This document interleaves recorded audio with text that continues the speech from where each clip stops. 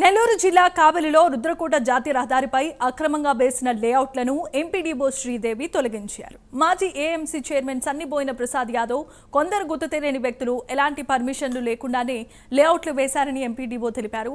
అనాధికార లేఅవుట్ల గురించి తమ దృష్టికి తీసుకురావడంతోనే తొలగిస్తున్నామన్నారు.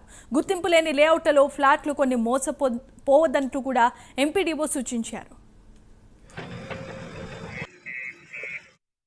మండలము రుద్రకోటకు సమీపంలో ఉన్నటువంటి హైవే మీద అక్కడ ఒక రైస్ మిల్ ఉందండి. మా రుద్రకోట పరిసరాల్లో ఈ లేఅవుట్ దాదాపుగా రెండు సర్వే నంబర్లతో 397, 398 సర్వే నంబర్తో టోటల్ గా 6 ఎకరాల 6 సెంట్లు విస్తీర్ణత ఉందండి. ఇది ఈ 6 ఎకరాల 6 సెంట్ల విస్తీర్ణంలో దాదాపుగా ఎటువంటి కన్వర్షన్ లేకుండా, అంటే 55 సెంట్లకి మాత్రమే కన్వర్షన్ ఉంది.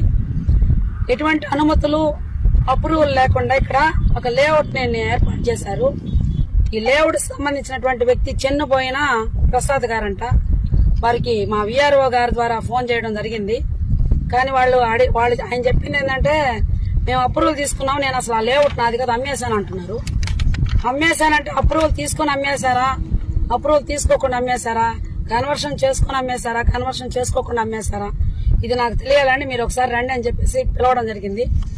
నేను ఊర్లో లేను, రేపు వచ్చి మిమ్మల్ని కలిసి మా దగ్గర ఉన్నటువంటి ఏవైతే ఉన్నాయో డాక్యుమెంట్స్ అన్ని కూడా మీకు ఇవ్వడం జరుగుతుంది అన్నారు.